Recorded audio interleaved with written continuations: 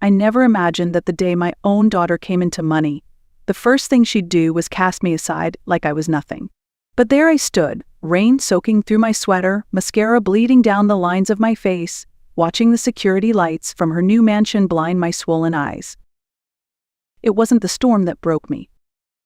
It was her voice. "You'll never see a dime of my money, you old witch." Then the suitcase hit the concrete. My suitcase. The same one I had packed that morning with clothes folded neatly, with hope in my heart that we'd finally get along. It burst open on her spotless driveway like a blister, spilling out underwear, socks, my old blouse I used to wear when babysitting her boys. My toothbrush rolled into the gutter like it knew it didn't belong anymore. She didn't flinch. And standing right behind her, arms crossed and smirking, was her new boyfriend barely older than her oldest son. The mansion behind them still had real estate ribbons on it. She hadn't even taken down the sold sign. I didn't scream. I didn't cry. I just stood there, quiet, letting the rain slick my gray hair to my scalp. Thank God her kids weren't home. They didn't have to see their grandmother thrown out like a worn-out mop. "You're a leech," she shouted from the doorway. "I worked hard for this. You don't get to mooch off me just because you're old." Worked hard? My jaw clenched. I'd paid her rent for 4 years, raised her boys while she jumped from job to job, gave up my retirement so she could start over, again and again. But I didn't say a word, not yet. I refused to give her the satisfaction of watching me fall apart. I picked up my socks one by one, my hands trembling not from weakness but from cold. I clutched my suitcase to my chest and stepped back. The dirt mixed with the rain, turning everything to sludge under my shoes. She thought I'd crawl back, that I'd beg. But what she didn't know was she'd made a mistake. A small one. One that would cost her everything. A few weeks earlier, we were still a team, or at least, that's what I told myself. I was folding her kids' laundry, cooking dinner, covering half the bills out of my modest pension. She said it was temporary, just a rough patch until she found her next big opportunity. I didn't ask too many questions. I never did. That little split-level house with the cracked tile and chipped banister wasn't much, but it was ours. It was loud with cartoons, messy with socks under couches, and sticky from juice spills, but it was home. We made do. We leaned on each other, or so I thought. And we had this silly little habit, our ritual. When life felt too heavy, we'd swing by the corner gas station and each grab a lottery ticket. Nothing fancy, $2 each. I always picked random numbers. She liked birthdays. We'd sit at the kitchen table, line them up, and laugh at the idea of getting rich. "Can you imagine?" she'd say, grinning. $10 million. No more Raymond. No more late fees. I'd tease her back. "Yeah, maybe I'll finally get that porch swing I've been talking about for 10 years. It wasn't about winning. It was about hoping, sharing the dream, bonding over the impossible. She used to say, "If I ever win, I'm splitting it with you, Mom. I got you." She said it more than once. She said it enough times that I believed her. Even when she didn't pay her half of the water bill. Even when she left her mess all over the living room and rolled her eyes when I asked her to help clean. Even when she left me to watch the boys so she could go to interviews that always seemed to end at bars. She had her moods. She was tired. She was figuring it out. That's what I told myself. Because that's what mothers do. We cushion the falls. We carry the weight, even when no one sees it. But that week, something shifted. She was off, distant, jumping when the phone rang, whispering behind closed doors, snapping at the kids. I thought maybe she was overwhelmed again. I didn't push. But I should have. That Thursday evening we were sitting on the couch, watching the local news. A cheerful anchor was announcing that a winning lottery ticket had been sold just down the road, our regular gas station. "Someone in this neighborhood is a millionaire tonight," he said with a grin. She shifted beside me. Didn't smile. Didn't joke. "You ever buy from there this week?" she asked, trying to sound casual. "Yeah," I replied. "Grabbed one Monday with the groceries. Why?" She shrugged. "Just curious." She didn't look at me, just kept scrolling on her phone. The next morning, the ticket was gone. Not in the junk drawer. Not on the fridge under the smiley magnet. Not in my wallet. I looked everywhere. Cabinets, under papers, even the trash. My stomach tightened with each passing minute. But I didn't ask her. Because I didn't want to believe it. That night she cooked dinner, poured wine like we were celebrating something. She even kissed me on the cheek when she said goodnight. She never did any of that, not in months. The next day she came home with new shoes, designer, then a fancy purse, then her nails done. Expensive, shiny. When I asked about it, she said she'd gotten a bonus. I wanted to believe her. I needed to believe her. But deep down, something didn't sit right. And then, a few days later, she came bursting through the door like a child on Christmas morning. "You are not going to believe this," she said, practically shaking. She held up a check, $10 million. "I won," she said, voice trembling with joy. "I actually freaking won." I looked at her. And in that moment, I knew she was lying. Because she never buys tickets. She never carries cash, hates waiting in line, hates small talk with clerks. And yet somehow, this week of all weeks, she magically had the winning numbers. I forced a smile. "Wow, that's incredible." She hugged me like nothing had happened, said, "I'm finally getting us out of this dump. We're gonna live the life we deserve." Us. But I knew better. That us had an expiration date. And it was coming faster than I was willing to admit. Because she didn't just lie. She stole something. And she had no idea what she'd really taken. 3 days later, she was gone. No goodbye, no note, just silence and a missing toothbrush. At first I thought maybe she'd just gone on a quick trip. Maybe she'd taken the boys to visit friends. But the kitchen was too still. Her closet was half empty. The drawers hollow. It wasn't a vacation. She had vanished. And I wouldn't have known for sure if it weren't for our neighbor, Mr. Grant, who leaned over the fence as I was watering the dry hydrangeas out front. "Hey, Marjorie," he said, cigarette dangling from his lips. "Saw a moving truck this morning around 5. Thought you were heading out." I blinked. Moving truck. Yeah, U-Haul. 2 guys loading boxes. She was out there in heels and a silk robe directing them like a general. I didn't respond, just nodded, my throat tightening. She'd left before sunrise, slipped out while I was in the back garden pulling weeds like a fool. She didn't just move out. She escaped. That word clung to my thoughts all day, escaped like I was something dangerous, something to run from, a burden she'd finally gotten rid of. I walked into the kitchen and stared at the fridge. The smiley magnet was still there. But the ticket, the one I had bought, the one I had pinned up that Monday afternoon, was gone. It wasn't just a suspicion anymore. She had taken it. She had taken my future, my security, my dignity, and bought herself a new life with it. I opened the junk drawer and pulled out an old envelope where I kept grocery receipts and clip coupons. Tucked in the back was a faded photo, one I'd taken the day I bought the ticket. Just for fun. The numbers were slightly blurred, the angle tilted, but the timestamp was clear. The store name, the date, the time. It was mine. And suddenly, the tears I'd swallowed back all week began to fall, not from pain, but from clarity. She thought I was too soft, too old, too slow to notice. But she'd forgotten one thing. I was the one who signed the back of that ticket. And that tiny oversight? That was about to unravel everything. I didn't go to her. Not yet.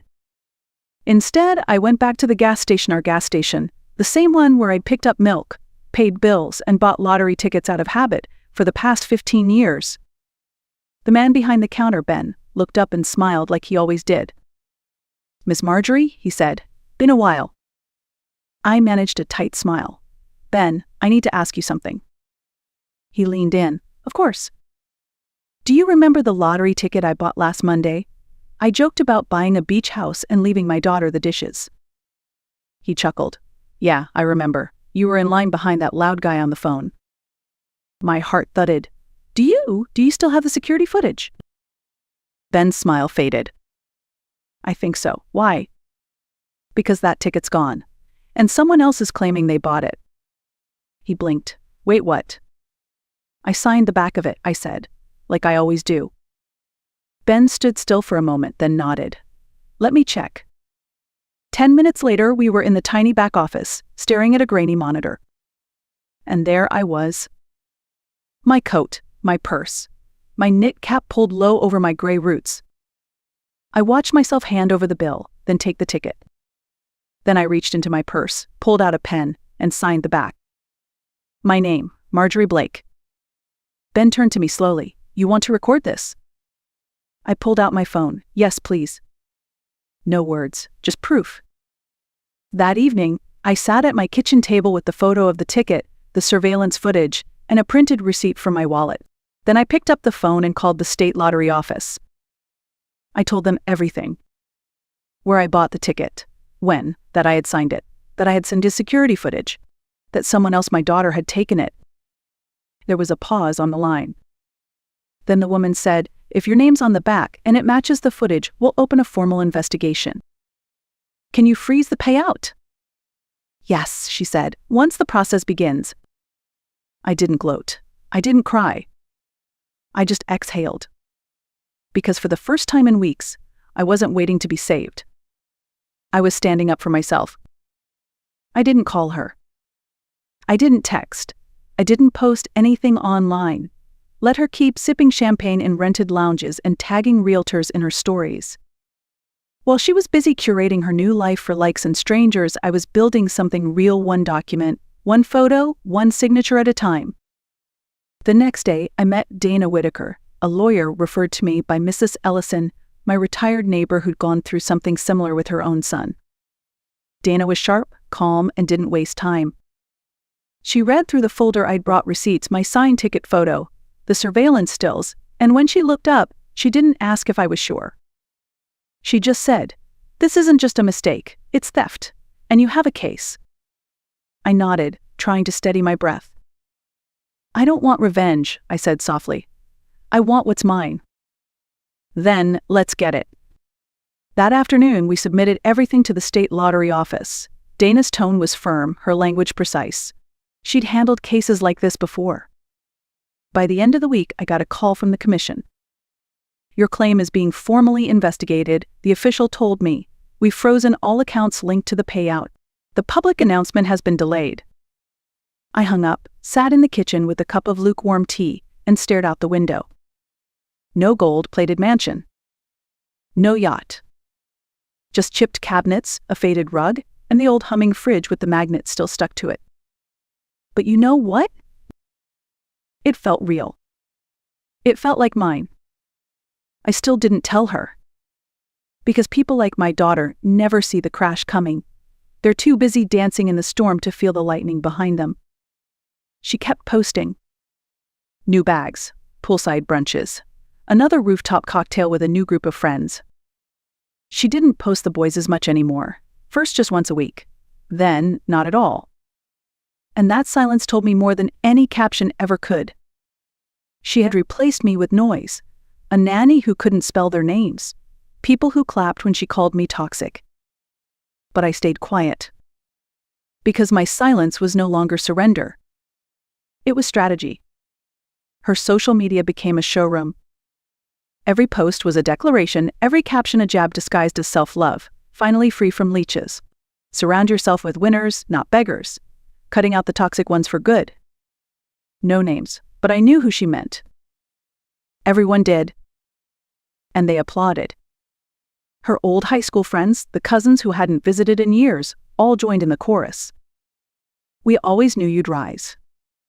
Good riddance to dead weight. Wait. Live your life, girl." I stared at the screen as comment after comment poured in, each one hitting like a slap. Not because I cared what they thought of me, they didn't know me, but because she'd let them rewrite the story. She let them erase me.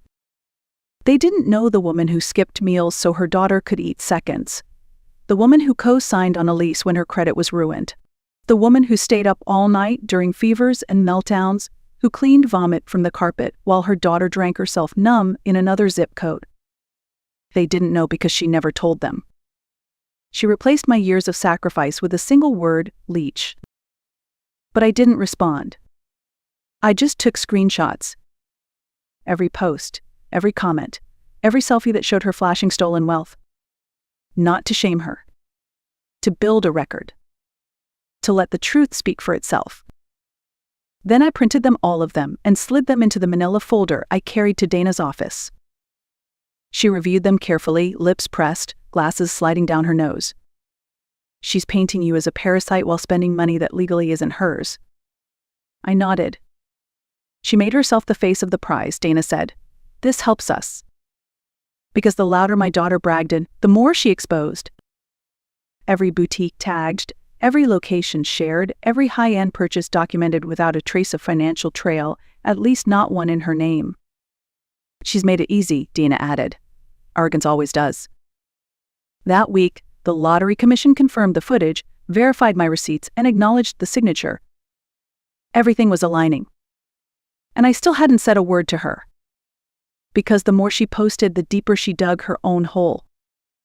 And I wasn't going to interrupt her while she was still holding the shovel. It didn't take long for the silence to begin. 2 days after the commission froze the funds, her feed went dark. No more rooftop boomerangs, no luxury handbag unboxings, no wine glasses clinking in celebration. Just nothing. I imagined her waking up that morning, stretching in her new king-sized bed, reaching for her phone to check her accounts, and finding them locked. Declined. Frozen. Access denied.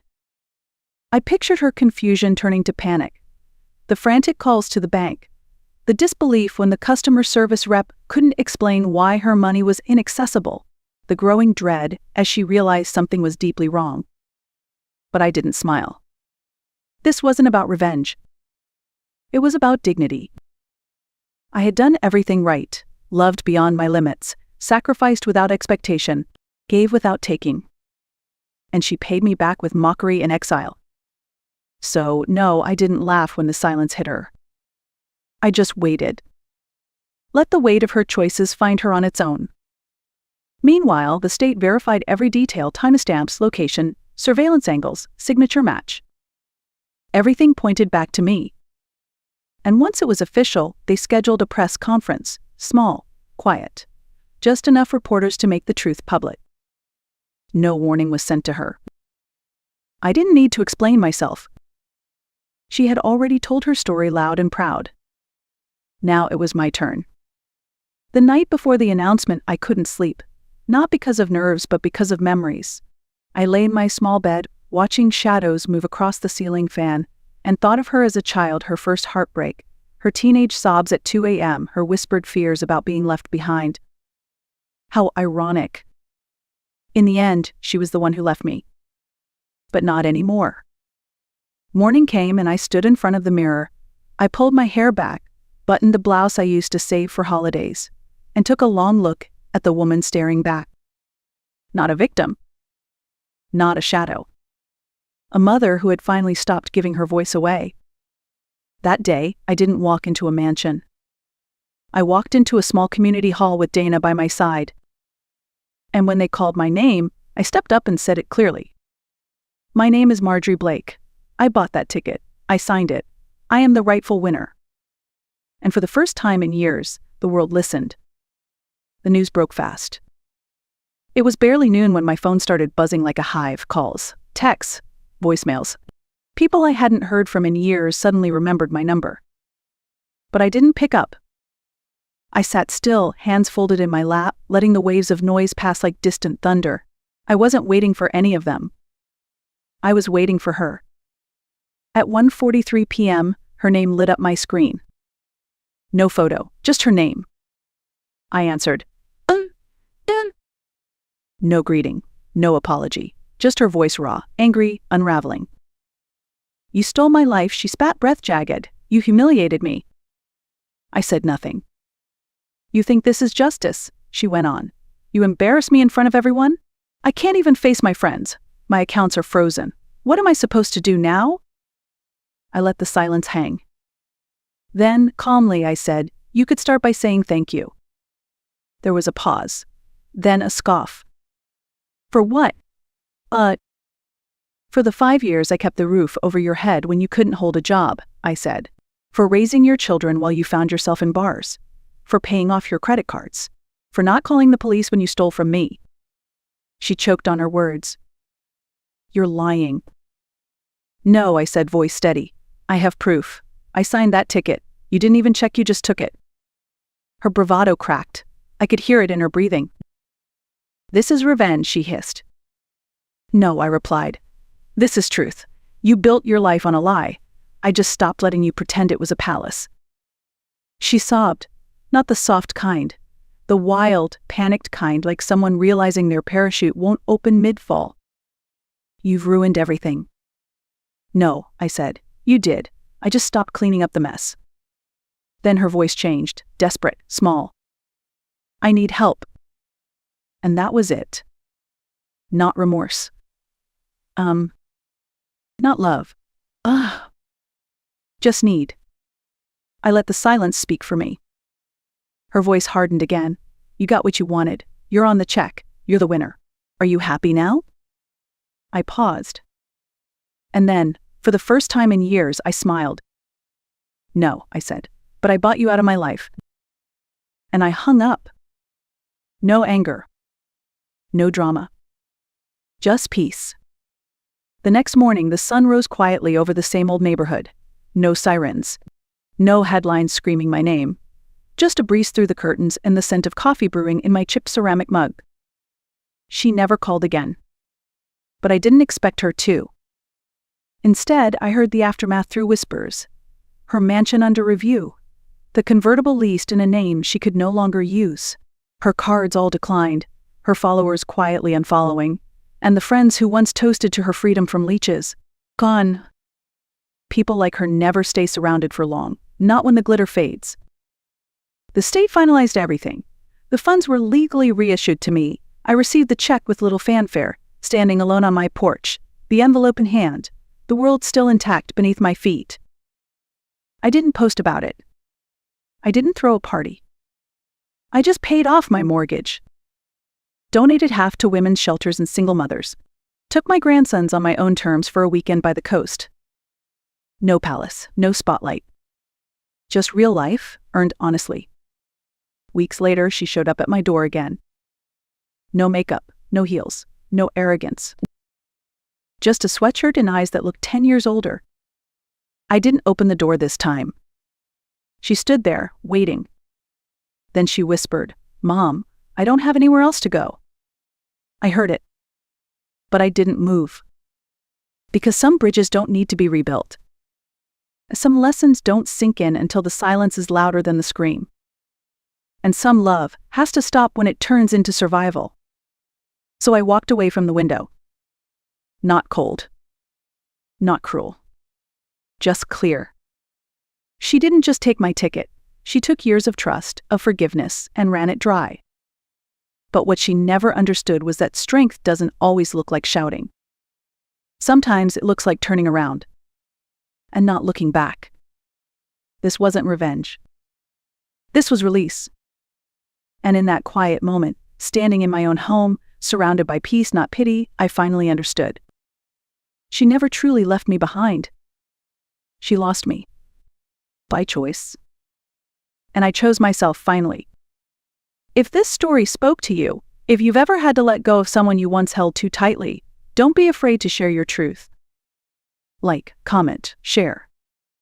And remember, silence isn't weakness. Sometimes it's the loudest way to reclaim your power. Grace Holloway was born in 1953 in a quiet rural town in Kentucky. She was not born into comfort or privilege, but into simplicity, hardship, and a kind of quiet determination that shaped every part of her character. Grace was small in stature, barely 5 feet tall, but what she lacked in size she made up for in resilience. Her life would become a story not of what she owned, but of what she gave, and how love and sacrifice would one day outshine every material possession.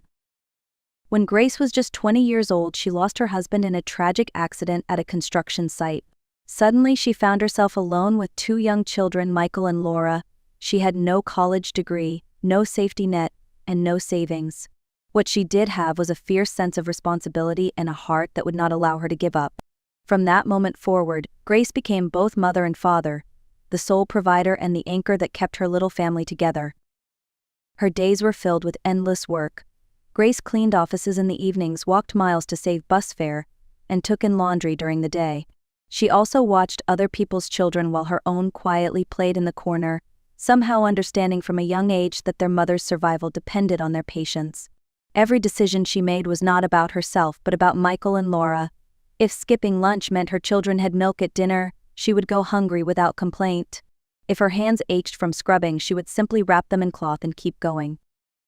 But Grace had a gift, something that made her children's hardships a little lighter. She could turn almost nothing into something beautiful. One winter, when Laura was only 6 years old, she asked, "Mama, why can't we have new shoes like the other kids?" Her little sneakers were falling apart, held together by duct tape and hope. Grace knelt down, looked into her daughter's eyes, and said softly, "Baby girl, new shoes won't make you run faster or jump higher. What matters is where your feet take you and how you walk your path." Then, with a black marker, Grace drew tiny flowers and swirls on those worn-out sneakers until Laura smiled. "Now," she said, "you've got the prettiest shoes in the whole school." Moments like these defined Grace Holloway.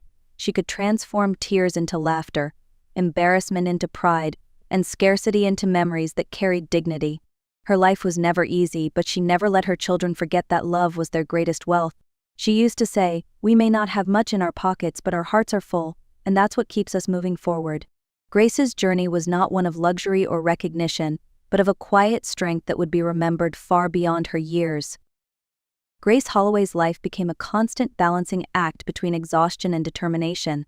Each day started before sunrise, often at 4 in the morning, when she would quietly slip out of bed, prepare a simple breakfast for Michael and Laura, and then head to her first job. She worked as a cleaner at an office building downtown, scrubbing floors and wiping desks, while the rest of the world was still sleeping. By the time most people were pouring their first cup of coffee, Grace had already worked several hours. She would then rush home, walk the children to school, and immediately begin her second shift laundry and babysitting for neighbors who could afford to pay a few dollars. In the evenings, she returned to the office buildings for another round of cleaning. There were days when Grace worked more than 18 hours. She survived on barely 4 hours of sleep, her body aching, but her willpower refusing to break. The neighbors whispered that she was working herself into an early grave, but Grace paid no attention. She had one mission: to give her children a better life. Every dollar she earned was carefully placed into an old coffee tin that she kept hidden in the kitchen cabinet. That was her education fund, her sacred treasure chest of crumpled bills and coins that represented every sacrifice. The winters were especially brutal. Their small apartment had thin walls and a heater that only worked when it wanted to. Grace would layer every blanket she owned on top of her children's bed, making sure they stayed warm, while she curled up on the couch in nothing more than her coat. When Laura would wake and whisper, "Mama, you're shivering," Grace would smile and say, "I'm not shivering, baby. I'm dancing to the music only I can hear." She would shimmy and laugh just enough to turn her children's worry into giggles. That was Grace's way, turning hardship into something her children could handle, refusing to let them feel the weight of her struggles. Michael, her son, often came home from school upset. His classmates had shiny new lunchboxes and full meals, while he carried the same peanut butter sandwiches day after day. One evening, after being teased again, he threw his backpack across the room and shouted, "I hate being poor, Mama. I hate that we don't have nice things." Grace paused, set down the shirt she was mending, and pulled him close. "Michael, let me tell you something my father once told me. Rich people may have money, but we have each other. And when you have family who loves you, you hold more wealth than any bank could ever store." Michael was too young to truly understand, but the seeds of wisdom were planted. Her sacrifices were endless. On weekends, she braided hair in her tiny kitchen for $5 a head, her fingers cramping as she worked late into the night. Sometimes she fell asleep at the kitchen table while helping her children with homework, her cheek resting on their papers. She would wake up with pen marks on her face, laugh it off, and keep going. Grace believed that education was the one gift that could change everything, so she pushed Michael and Laura to study hard, reminding them daily that knowledge was the one thing no one could take away. Despite the constant struggle, she infused their home with warmth and pride. The apartment may have been small and worn down, but it was filled with laughter, gospel songs sung in the kitchen, and lessons about resilience. Grace knew that she could not give her children material riches, but she could give them something far more valuable: the strength to endure and the belief that life could be better. And in those years of hardship, she never allowed them to forget that even in the darkest winters, love could light their path forward. Grace Holloway never let her exhaustion silence the dreams she carried for Michael and Laura. No matter how tired she was after long shifts, she always found time to sit with her children at the kitchen table and remind them of the future she believed was waiting for them. Education is the bridge, she would say. It will carry you across every river I had to swim through. Her words became like a mantra, echoing through their small apartment, a constant reminder that their circumstances were not the end of the story. Michael was full of energy, always moving, always eager to play outside. He dreamed of being an athlete, and basketball quickly became his passion. Laura, by contrast, was quiet and thoughtful. She spent hours in the corner of the library after school, devouring books and scribbling notes in the margins. Grace saw both of their gifts clearly, Michael's fire and determination, Laura's curiosity and intellect. She wanted to nurture both, no matter the cost. When Michael announced that he wanted to join the school basketball team, Grace knew the fees and equipment would be more than she could manage. Still, she couldn't let her son's dreams slip away. She picked up another small cleaning job on Saturdays, scrubbing floors for wealthy families across town. It was humiliating at times, being spoken down to by homeowners who barely acknowledged her presence. But Grace reminded herself that every mop stroke, every polished floor was another step toward Michael's basketball shoes. One evening, Michael came to her, eyes filled with guilt. "Mama, I don't need to play basketball. I see how hard you work. I don't want you to do more just for me." Grace put down her mending and cupped his face gently. "Michael, listen to me. Every hour I work is not suffering, it's building. I'm building a bridge so you can walk across what I had to climb through. Don't you take that dream away from yourself just because you're worried about me." Tears welled in Michael's eyes, but he nodded. In that moment, he began to understand the depth of his mother's sacrifice. Meanwhile, Laura's academic achievements continued to shine. She made the honor roll year after year, and Grace took on extra shifts to buy her a used typewriter from a thrift store. With this, Grace told her, "You can write your future." Laura would type stories late into the night, the rhythmic clack of keys filling their apartment with a new kind of hope. Grace often sat nearby, braiding her daughter's hair, whispering, "You're going to be something special, baby girl. And when that day comes, all I ask is that you don't forget your mama." Grace's dreams were not extravagant. She didn't imagine riches or fame for her children. She imagined dignity, security, the freedom to choose their own paths without the chains of poverty holding them back. And though her own body grew weaker from years of labor, her spirit remained unbroken. She lived for the vision of Michael running across a basketball court with pride, and Laura standing tall at a university podium. These images kept her moving forward, step by step, sacrifice by sacrifice, never losing sight of the future she was determined to build for them. The years rolled forward, and Grace Holloway's relentless effort finally began to bear fruit. Michael was accepted into a college on a basketball scholarship, and Laura earned a full academic ride to a university several states away. Grace stood at their high school graduations wearing the same modest dress she had worn for years, but she felt like the richest woman alive. Her sacrifices had opened doors that once seemed locked forever. She cried tears of joy as she hugged her children, believing with all heart that their lives were about to change for the better. But college brought not only opportunity, it brought distance. At first, Michael and Laura called often, sharing stories of classes, new friends, and the excitement of campus life. Grace cherished every word, writing down details in a little notebook so she could reread them when loneliness crept in. Yet slowly, the calls became less frequent. Weeks passed without a word. When Grace dialed their numbers, the conversations were rushed, distracted. They were busy building new lives, and she felt her presence slipping further from their world. When Michael graduated, Grace scraped together her savings to take a bus to his ceremony. She even bought a new dress, the first piece of clothing for herself in years. Sitting in the crowded stadium, she beamed with pride as his name was called. Afterward, she waited eagerly outside the auditorium, ready to embrace her son.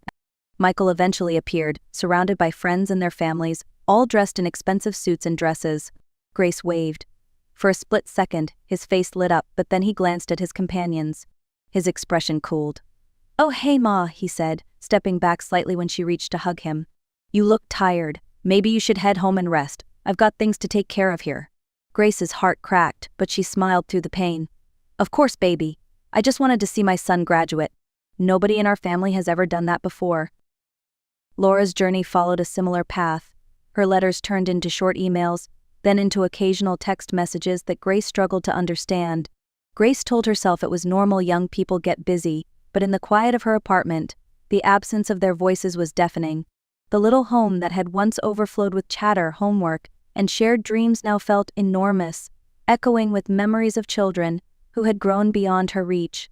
Grace had given them wings, but she never imagined that in flying away, they might forget the nest she had built with her very soul. After Michael and Laura left home for good, Grace Holloway's world grew quiet, too quiet. The apartment that once felt cramped with laughter, late-night studying, and whispered bedtime stories now echoed with silence. She filled the emptiness with work, clinging to her jobs even as her body began to protest after decades of strain. Her knees stiffened in the mornings, her back ached whenever she bent to scrub floors, and her hands developed painful arthritis from years of harsh cleaning chemicals. Still, she pressed on, because working was all she knew, and in her heart she held on to the faint hope that her children would come home more often if they knew she was strong enough to keep going. But the visits never came. Calls were rare, and when they did arrive they were short and polite, almost businesslike. Holidays that used to be filled with joy became days of waiting by the phone. On Christmas morning, Grace sat at her small kitchen table, staring at the wall clock as the hours ticked by. Eventually, a card from Michael arrived in the mail, signed with nothing more than best wishes. Laura sent family photos of her own children's smiling faces gathered around a tall Christmas tree. Grace studied those photos for hours, memorizing every detail of her grandchildren's faces, though she had never held them in her arms.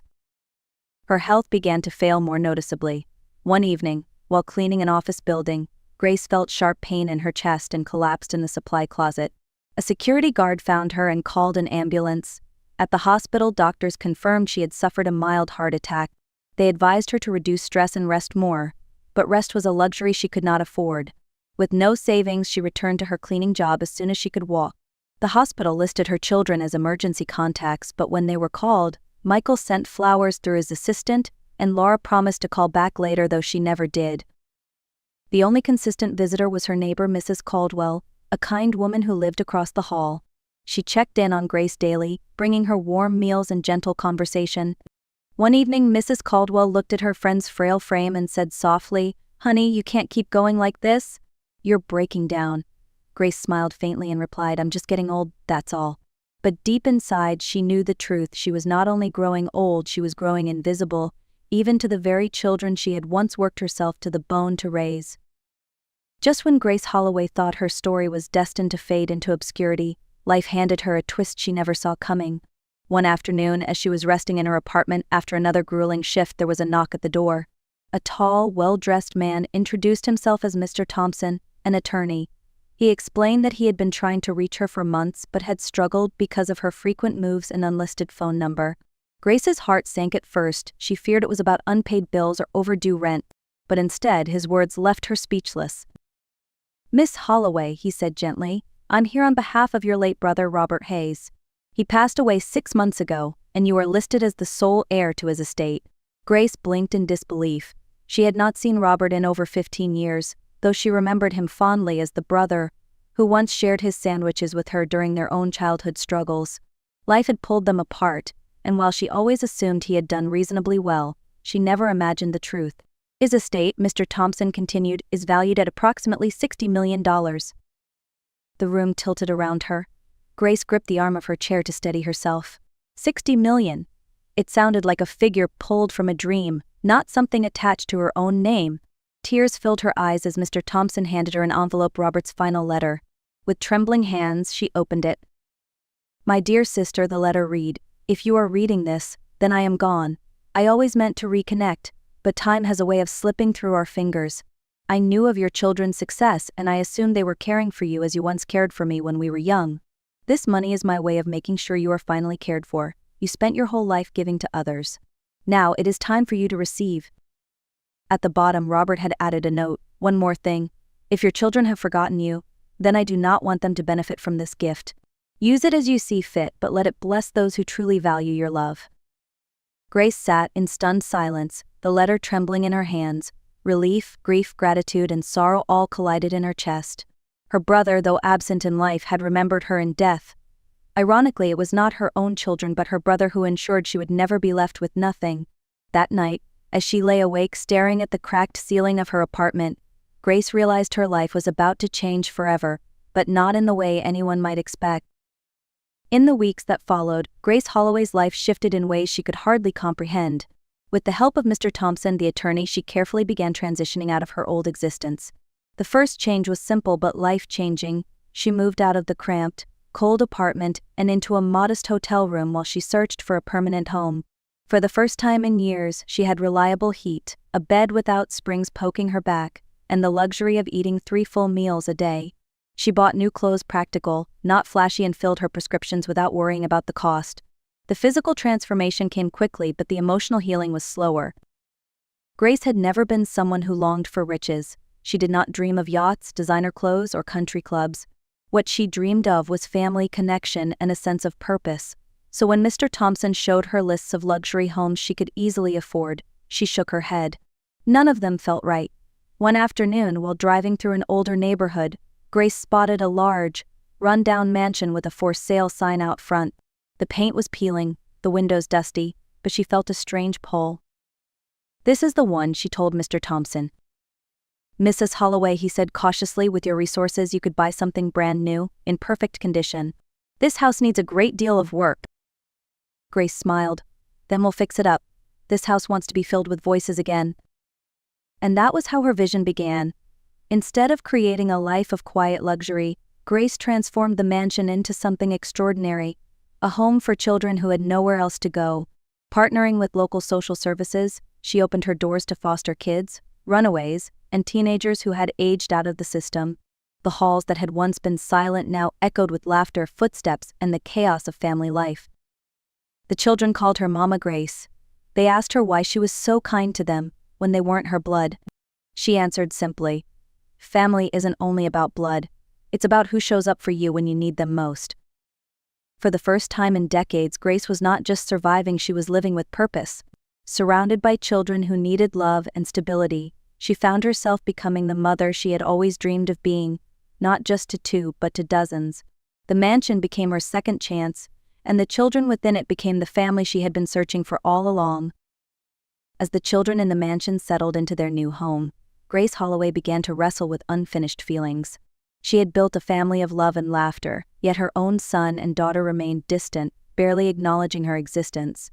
They called occasionally, but their words were shallow, filled with polite phrases and excuses. Grace longed for them to understand the depth of her sacrifices and the reality of what they had abandoned. One night, after a long talk with Mrs. Caldwell, her trusted neighbor and confidante, Grace made a decision that was as bold as it was unconventional. She would stage her own death. It was not out of bitterness, but out of a hope that Michael and Laura might finally recognize what they had lost before it was too late. With the help of Mr. Thompson and Mrs. Caldwell, she planned every detail: a funeral service in her old neighborhood church, a reading of her will, and a final message crafted with precision.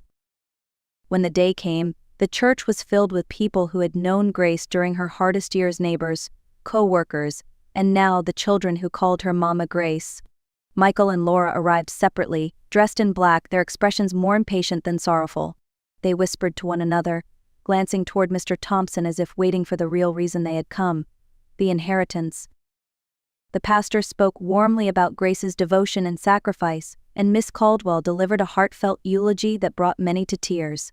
But the true climax came during the reading of the will. Mr. Thompson's voice was steady as he read aloud Grace's words. "To my son, Michael Hayes, who once told me I was too tired and too old to fit into his world, I leave my forgiveness and the hope that he learns what family truly means. To my daughter Laura Hayes, who suggested I change myself to be acceptable in her circle, I leave my love and the prayer that she teaches her children to honor those who came before them." Gasps filled the room. Michael's face flushed red, while Laura shifted uncomfortably in her seat. "The remainder of my estate," Mr. Thompson continued, "valued at over $60 million. I leave to the children of the Holloway home, a family who has given me more love in 2 years than my own blood has shown me in decades." The shock was palpable. Michael and Laura stared, unable to comprehend that their mother, the woman they had dismissed as poor and burdensome, had held such wealth, and had chosen to give it to those who truly valued her. In the days after the funeral, Michael and Laura were furious. They called Mr. Thompson repeatedly, demanding explanations, insisting there must be a mistake. How could their mother, who had lived so modestly, have had millions, and why would she give it all away to strangers? But their anger slowly gave way to shame. Beneath the shock, they felt the heavy sting of regret. For years they had pushed their mother aside, only to discover that while they were busy chasing their own ambitions, she had built a legacy far greater than wealth. Then came the second surprise. Both children received letters in the mail, written in their mother's familiar handwriting. The words were simple but powerful. "I staged my death because, in truth, you had already buried me in your hearts. I wanted you to feel, even for a moment, what it means to lose a mother forever. If you wish to see me, if you wish to start again, you will find me at the Holloway home. But come not for money, come for love." Michael was the first to go. He arrived one Saturday afternoon, nervous and ashamed. When he entered the house, he heard the sound of children laughing, smelled the aroma of dinner cooking, and saw his mother surrounded by kids who adored her. "Mama Grace," they shouted, running to her side. She looked healthy, vibrant, and at peace in a way he hadn't seen for years. "Hello, Michael," she said calmly, as if she had been expecting him all along. He lowered his head. "Mama, I don't know what to say. I'm sorry." Grace reached out, touched his hand, and replied, "Words matter less than actions. Show me with your choices from here on." Laura came weeks later, hesitant and defensive. She admitted her jealousy of the children in the home, confessing that she wanted her own kids to love their grandmother the same way. Grace embraced her gently. "Then bring them here. Let them know me. Let them know the truth." For the first time in years, Grace felt the walls between her and her children begin to crack. Not broken fully, not yet, but softened by forgiveness and by the possibility of transformation. The Holloway home soon became more than a shelter. It grew into a symbol of love, resilience, and second chances. Children who once felt abandoned learned to trust again, guided by Grace's steady presence. Michael began visiting regularly, volunteering his time, and even using his business connections to help secure funding for educational programs. Laura contributed as well, leaning on her social work background to develop counseling services for the children. Slowly, the family that had once drifted apart began to find common ground inside the walls of that old mansion. Grace's grandchildren visited often, and what started as shy introductions blossomed into genuine relationships. Jordan, Laura's son, bonded with the boys at the home, playing basketball in the driveway until sunset. Emma, her daughter, spent afternoons braiding hair and reading books to the younger children. For them, the Holloway home became a second family, one that taught them humility and gratitude, lessons their parents had once forgotten. Grace often watched with quiet joy as her grandchildren laughed alongside the children she had taken in, her heart swelling with the knowledge that love was multiplying before her eyes. Over time, the mansion became known throughout the community. Local newspapers ran stories, highlighting Mama Grace as the woman who turned her own heartbreak into hope for others. She never claimed the spotlight. Whenever praised, she would simply smile and say, "These kids are the real heroes. They just needed someone to believe in them." Years passed and Grace aged gracefully within the home she had built. She was no longer the weary woman who once slept in a cold apartment, shivering under a worn coat. Now she was surrounded by warmth, by children who sang her goodnight songs, and by a community that honored her sacrifices. One evening, as she sat on the porch with Mrs. Caldwell watching the children play in the yard, her friend said softly, "Grace, look at what you've done. You turned loneliness into a family and pain into a legacy." Grace smiled, tears in her eyes. "I just wanted love, and somehow I found it 100 times over." The lesson of Grace Holloway's story is simple but profound. Success is not measured by wealth, status, or possessions, but by the love we give and the lives we touch. A parent's sacrifice is the foundation upon which every achievement is built. To neglect that sacrifice is to risk losing the most precious gift of all, family. So, dear listener, ask yourself, have you called your parents today? Have you reminded them that their love matters? Don't wait until regret is the only voice left. Celebrate them while they are here. And if this story touched you, share it with someone who needs the reminder. Like this video, leave a comment, and subscribe for more stories that echo the truth of family love and second chances. The steam curled upward from a porcelain teacup, soft as breath. Evelyn Mercer sat at her kitchen table with 2 cups set out of habit, though she drank from only one. The second stayed empty, a ritual she kept for memory, for presents that no longer crossed the threshold. She touched the brass key in her cardigan pocket, heavy for its size, warm from her skin. It had belonged to her late husband Walter, and it still carried the weight of what he had built and what she was left to guard. Her voice, calm and deliberate, broke the quiet. "I did not sign. I did not shout. I am still here." That single line framed her story. It was not about noise or spectacle. It was about boundaries, about a woman who chose silence as strength. If you have ever wondered how a quiet choice can change everything, this is the moment to lean closer. Clara's wedding reception glittered beneath the chandeliers of a historic ballroom in northern Michigan. Polished wood floors shone, violins played a gentle prelude, and every guest seemed bathed in golden light. Evelyn Mercer entered quietly, holding the small corsage she had pinned to her own dress. She expected little fanfare, but even she felt the sting of where they placed her. Table 14, near the emergency exit, tucked behind a towering arrangement of white hydrangeas. From that hidden corner, Evelyn smiled anyway. She clapped when others clapped. She lifted her glass when the toasts rang out. Yet in her chest something shifted. Years of devotion and patience had brought her here, only to be sidelined, invisible in the photographs that would later circulate online. She thought of nights spent awake by Clara's crib, grading lesson plans by dim lamplight. She thought of mornings when she braided her daughter's hair before school. Now she was background, a shadow at her own child's celebration. Evelyn's silence deepened, not as surrender but as recognition. Families do not misplace their mothers by accident. She understood. They were writing her into a smaller role. She chose not to contest it in that moment, but a fracture had formed. It was from this quiet fracture that the rest of her story would grow. Walter Mercer had built his life the way he built his home, steady, deliberate, and with an eye toward storms. He began with small jobs, replacing decks and repairing roofs along the lakes of northern Michigan. Over time, his contracts grew larger. He learned how cedar beams resisted water, how to set foundations against shifting soil, how to brace walls so wind could howl without breaking them. He often told Evelyn, if a wall can stand against wind and water, it can stand against anything. Over 2 decades, he constructed a chain of cedar-framed lake lodges from Petoskey down toward Torch Lake. Families gathered in them, safe from weather that lashed outside. Walter called them the houses of wind and water. To him, they were more than structures. They were proof that his labor could outlast the storm. When illness slowed him, he turned his strength to paperwork. Late one evening, pale but clear-eyed, he pressed a set of trust documents into Evelyn's hands. He made her promise, "Do not tell anyone what I left you. Do not sign anything, not until you must." At the time, Evelyn thought it was caution born of fear. Only later did she understand. What he gave her was not only property worth millions, he gave her a fortress designed to withstand storms both outside and inside the family. It was a week after the wedding when the knock came.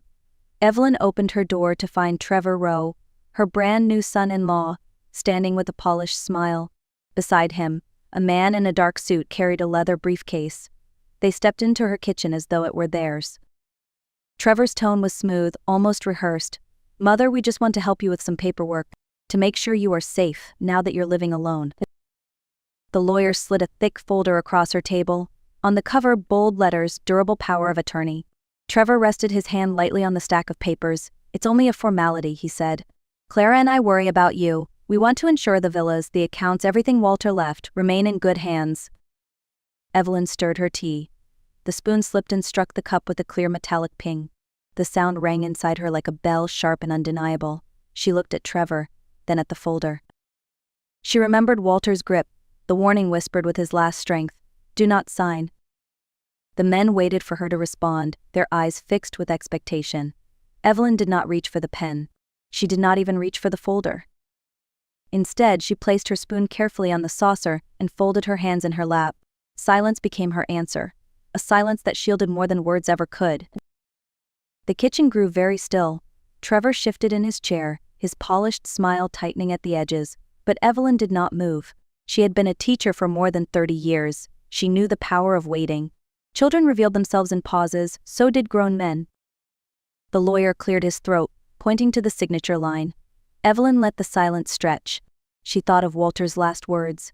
She thought of the houses he had built, beams set firm against storms. "Some doors are safer closed until you know who is knocking," she told herself. Her quiet unsettled Trevor more than any argument could have. He wanted her to rush, to sign, to nod along. Instead, she offered nothing but stillness. It was not surrender. It was a stance. Silence, she realized, could be armor. Armor does not shout. It holds. It was the first choice in a battle she had not asked for but was now ready to fight. The next morning, a gentle knock sounded on Evelyn's door. 3 taps, a pause, then 2 more. She knew the rhythm.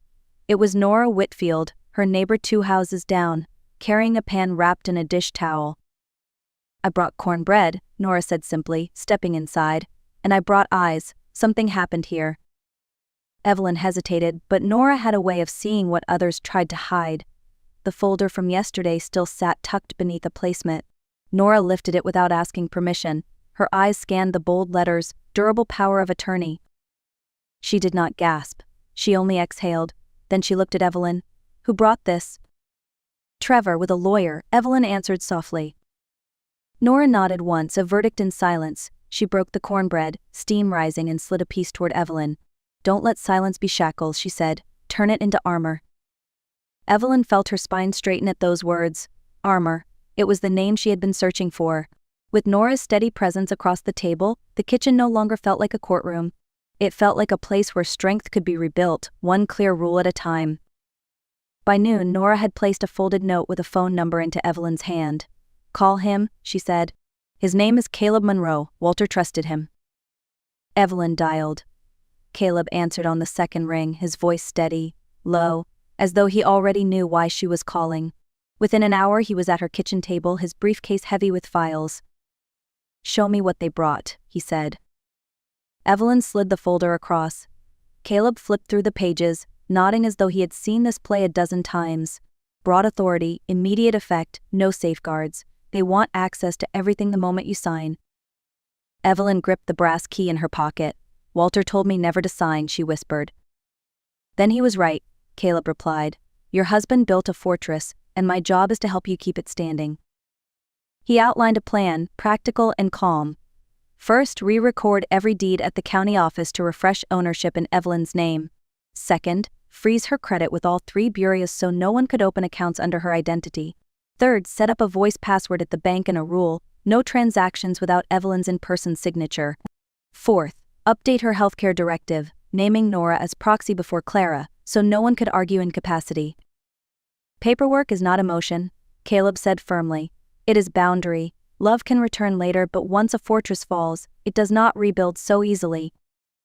Evelyn felt the truth settle in her chest. This was not noise. This was not drama.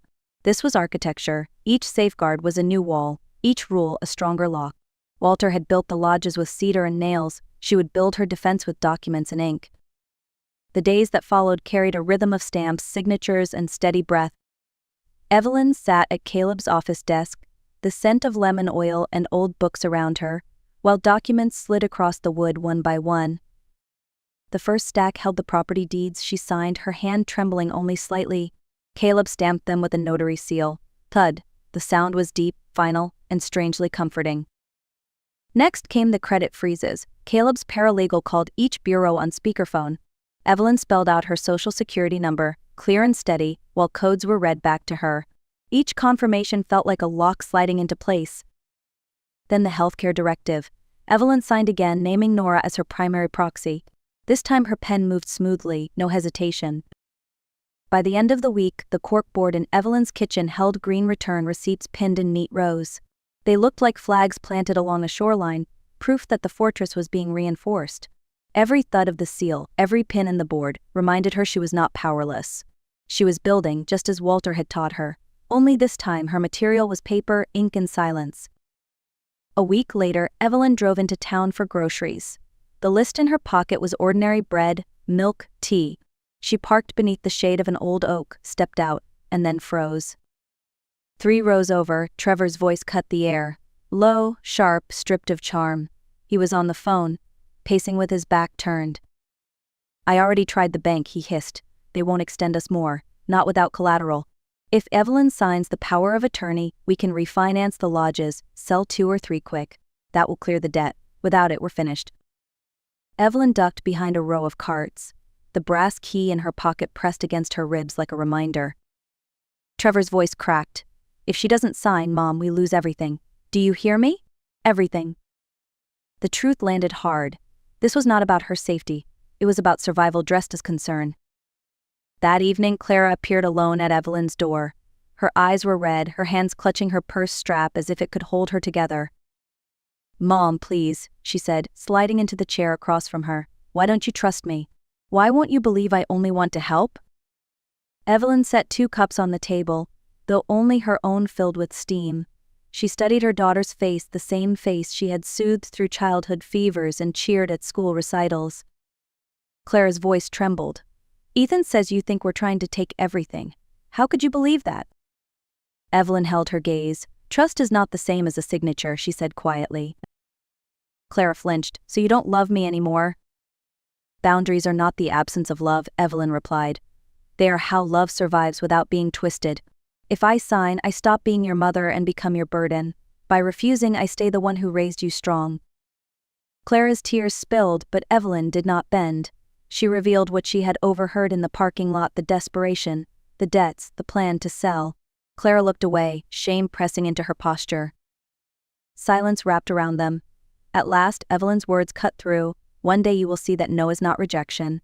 It is protection." 2 days later, the pounding at Evelyn's door rattled the frame. Trevor's voice, stripped of charm, came hard through the wood. "Why are you making this difficult? We're trying to protect you. Clara is upset. The company is hanging by a thread, and you're playing stubborn. Do you want us ruined?" Evelyn stood on her side of the threshold, her palm resting on the knob but not turning it. The brass key in her pocket felt hot against her skin. "Please contact Mr. Monroe," she called back, her voice steady. "All documents and meetings go through him, not me." For a moment there was silence, then the handle jerked twice, as if he might force it. Evelyn pressed her back to the door, her breath even. "You think a lawyer will save you?" Trevor shouted. "You're old, you'll drown in paperwork." "I am not confused," Evelyn answered. "This conversation is over." His footsteps retreated, a car door slammed, the engine roared away. Evelyn exhaled, her shoulders dropping. On one side of the door, desperation clawed. On the other, her fortress held. The line was drawn, and she had chosen not to cross it. That night the house felt heavier than usual. Evelyn brewed tea but barely touched it. She sat at Walter's old desk, the lamp casting a circle of light, and drew out a sheet of cream paper. "Walter," she wrote, "tonight I stood firm. I did not sign, but the cost feels sharp. Our daughter looked at me as if I were her enemy." The pen scratched across the page. She told him about Trevor's pounding fists on the door, about Clara's tears, about the silence she had chosen. "It hurts," she admitted in ink. Not their greed, not the paper, but the distance between a mother and the child she raised. A tear stained the page, blurring the lines. Evelyn folded the letter carefully and slid it into the drawer where others rested. It was not for the mail, it was for survival. Words as blueprints, silence as her walls. On Sunday, after church service, Evelyn followed Nora into the fellowship hall. The air smelled of coffee and powdered sugar, folding tables covered in lemon-printed cloths. 3 women made space at their table without ceremony: Ruth, Bernice, and Altha. Each carried her own battle scars. Ruth raised 3 boys who once tried to streamline her accounts. Bernice had turned away a niece with a notary at the door. Altha kept notebooks of every call, every word, every date. They spoke with calm authority. "You don't decide at the door," Ruth said. "You decide at the table after tea." Bernice nodded. "Saying no does not mean you stop loving them. It means you're still their mother." Altha slid a photocopied page across the table. Practical comforts, it read. Freeze credit. Voice passwords. Call logs with exact words. Evelyn folded her hands around her paper cup, listening. The loneliness she had carried since the wedding felt lighter, shared among women who had walked the same storm. By midweek, the fortress Walter had designed began to show its strength. Nora spotted Trevor at the downtown bank, his tie loosened, his jaw tight. Later, Caleb confirmed what had happened. Trevor had tried to change mailing addresses and beneficiary information on one of the property accounts, but the safeguards held. The freezes, the recorded deeds, the attorney of record rules each tripped like a lock snapping shut. The clerk had handed his papers back, shaking her head. "Policy, sir. Requires in-person verification." Evelyn imagined Trevor standing at the counter, charm cracking as he realized he could not move a single dollar without her consent. Justice did not arrive with noise or arguments. It came through stamps, receipts, and systems working as intended. quiet, firm, unshakable, exactly the way Walter had meant it to be. Late one afternoon, Evelyn stood on the porch watering her roses. The air carried the faint tang of lake wind. A car eased to the curb, but instead of pulling into the drive, Clara parked on the street and walked slowly toward the gate. She held a small brown bag, her fingers tight on the handles. Inside were lemons and ginger. "I thought you might need these," she said softly. They sat on the porch steps, close but not touching. Clara's voice wavered. "I told Trevor everything has to go through Mr. Monroe now. He was furious. He said I was choosing you over our future." "What did you tell him?" Evelyn asked. Clara looked down. "I told him I was choosing my mother over quicksand." For a long time they listened to the neighborhood sounds: a dog barking, a child calling. Finally, Clara whispered, "I was cruel to you. I thought a signature would fix everything. I see now it would have erased you." Evelyn pressed a lemon into her palm, her eyes steady.